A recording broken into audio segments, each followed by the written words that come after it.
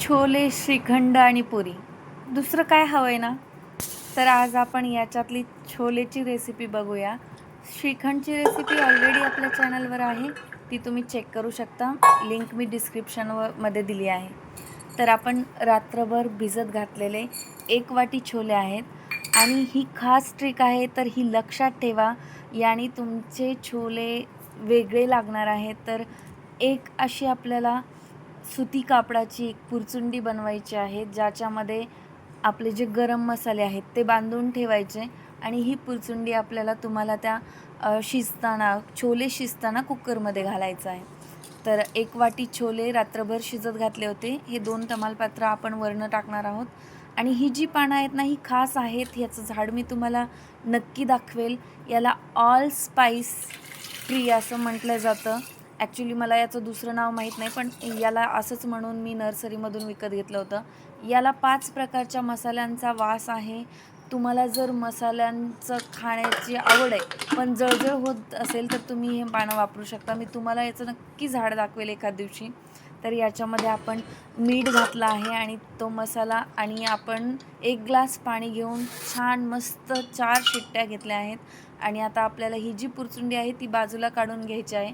याने काय होतं, तर सगळा मसाल्याचा फ्लेवर याच्यामध्ये उतरतो आणि मसाले आपल्या दातामध्ये लागत पण नाहीत. नाहीतर काय होतं, याच्यातलं एक जो मसाल्याचा पदार्थ आहे तो त्याच्यामध्ये राहतो आणि मग कधी दाताखाली आलं की ते आपल्याला आवडत नाही. तर हे बघा, असे छान छोले शिजले आहेत. मऊ शिजू द्यायचे, छान होतात म्हणजे भाजी छान लागते.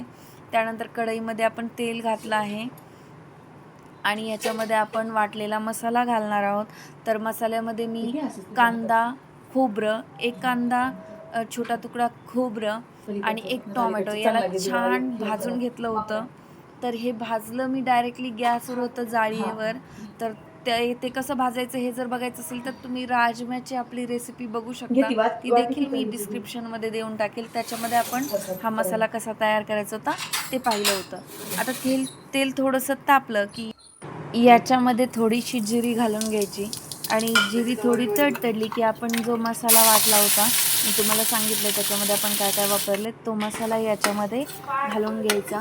काहीच नाही आहे, फक्त 1 कांदा, 1 टोमॅटो आणि छोटा तुकडा खोबरं आहे. याला छान मस्त असं तेल सुटेपर्यंत परतायचं. याच्यातून असं तेल वेगळं झालं पाहिजे तोपर्यंत परता. मसाला जर छान परतला की आपली भाजी देखील छान होते.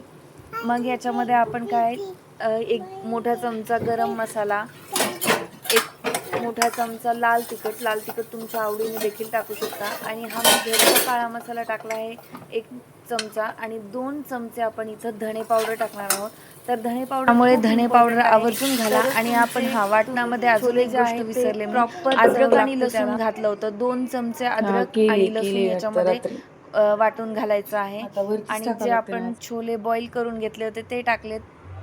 थोडंसं पाणी टाकलं आहे आणि आपण ऑलरेडी मीठ टाकलं होतं, पण थोडंसं मीठ मला कमी वाटलं म्हणून मग मी थोडंसं मीठ ॲड केलं आहे आणि चांगलं छान असं 5 ते 10 मिनटं त्याला छान उकळी येऊ द्यायची आणि मग त्याच्यामधनं असं छान तेल तर्री आली की आपले छोले तयार आहेत. तर हे आपण डिशमध्ये सर्व करून घ्या.